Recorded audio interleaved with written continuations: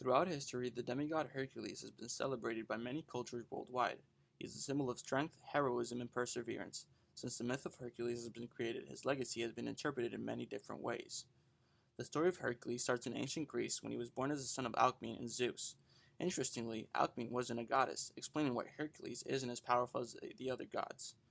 However, being the son of Zeus, he was born with supernatural strength and is depicted as being much taller and bigger than any other human being.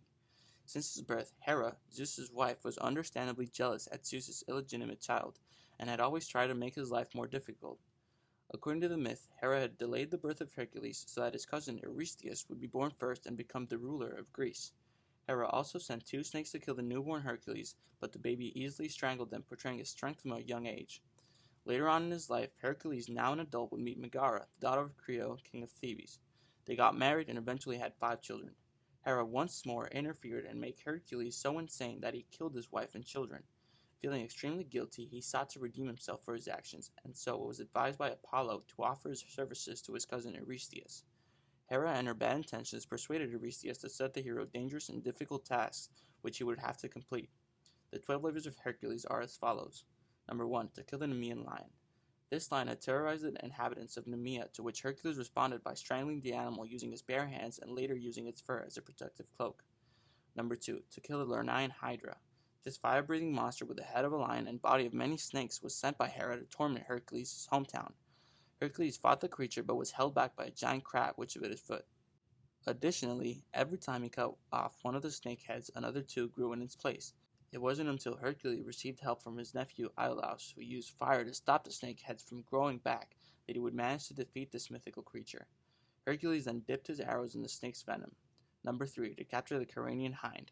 This animal with golden horns was sacred to Hercules' half-sibling Artemis. This creature was famous for being swift-footed, making it nearly impossible to capture, at least for a human. Hercules was tasked with capturing the agile hind and bring it back alive to show Eurystheus. The only way Hercules captured the animal was by chasing it for nearly a year, eventually exhausting the hind and allowing the demigod to capture it. Number 4. To capture the Erymanthian boar.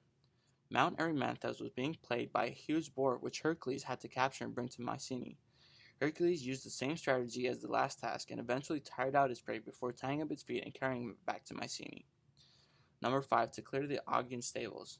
Augeas, the king of Elis, possessed a large herd of animals.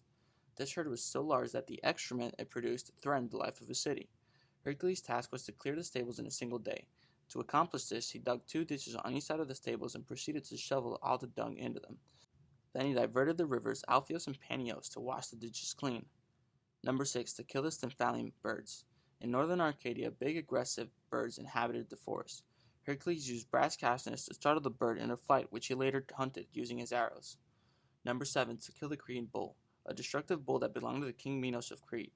According to the myth, it could walk on water. Minos didn't want the bull any longer because his wife had fallen in love with it and in fact had become pregnant by it, giving birth to the Minotaur. And so Minos happily gave the bull to Hercules, who rode it across the sea from Crete to Athens and brought it to Eurystheus. Number 8. To capture the mares of Diomedes. Diomedes had a stable which contained a horse that could only feed on human flesh. Hercules had to capture it and turn it over to Eurystheus. In some accounts, Hercules pacified the horse by feeding it the body of Diomedes. Number 9. To steal the girdle of Hippolyta. Hippolyta was an Amazon queen, and the girdle, her belt, had been given to her by her father Ares. Hercules traveled to the home of the Amazons in the city of Themyscira near the Black Sea. They received a hostile welcome from the Amazons, who had been persuaded by Hera to attack the hero. However, ultimately, Hercules secured the girdle for Eurystheus. Number 10. To capture the cattle of Gerones. This herd of cattle on the island of Erythea was guarded by the formidable trio of 3-bodied Gerones: Orthros, the dog with 2 heads and a serpent's tail, and the herdsman Erucion, son of Ares. However, they were no match for Hercules, who defeated them with his trusty club and captured the herd. Number 11. To take the apples of Hesperides.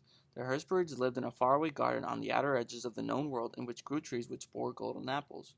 These sacred fruits were protected by Hera, who had set Ladon, a fearsome 100-headed dragon, as their guardian. Hercules came across Prometheus on his way to the garden, who was bound to a rock, as punishment for having stolen fire from Hephaestion's workshop and given it to mankind. Zeus sent an eagle every day to eat its liver. Hercules shot down the eagle with one of his arrows and freed Prometheus. In return, Prometheus informed him that his brother Atlas, and in some accounts the father of the Hesperides, would show him how to reach the sacred garden. Atlas was then holding the heavens on his shoulders as punishment for Zeus for supporting the Titans in their battle against the Olympian gods, but he offered to get the apples himself if Hercules would support the heavens in his absence. Hercules agreed and was assisted by Athena in bearing the tremendous weight. Bringing back the apples, Atlas was understandably reluctant to take back his place. However, Hercules, under the pretext of getting cushions for his shoulders, tricked the Atlas into temporarily taking back the heavens. Once Hercules was freed, he took the apples and returned to Mycenae. Number 12. To capture Cerberus from Hades. Hercules had to descend into the underworld of Hades and capture the ferocious three-headed dog, Cerberus, who guarded the gates. Hercules convinces the god of the underworld to take the beast if he does so without using weapons. Hercules succeeds and takes the animal back to Mycenae, causing the Eurystheus to jump inside of a jar in fear. These are the 12 labors of Hercules in order to seek vengeance for the pain Hera had caused on him. In art and literature, Hercules was represented as an enormously strong man of moderate height, a huge eater and drinker, very amorous and generally kind, but with occasional bursts of brutal rage. His characteristic weapon was the bow, but frequently also the club, as they appear in the labors of the hero. In Italy, he was worshipped as the god of merchants and traders, although others also prayed for him for his characteristic gifts of good luck or rescue from danger. Moving on from the original myth, many people can picture Hercules thanks to his reiteration in the Disney movie. However, this version isn't quite accurate and portrays the characters differently. Hera, as you may recall, is the villain of this myth. However, Disney had a different plan and instead portrayed Hera as loving mother instead.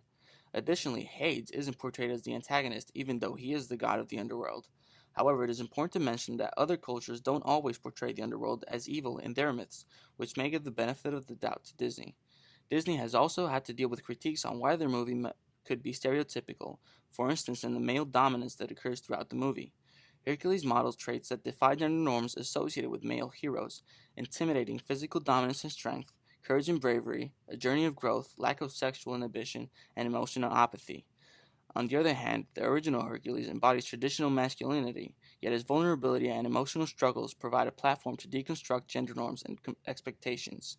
Overall, Hercules has been presented as the most important hero in Greek mythology. He embodies the complexity of heroism, confronting moral dilemmas, internal struggles, and the enduring pursuit of redemption. Thank you for listening.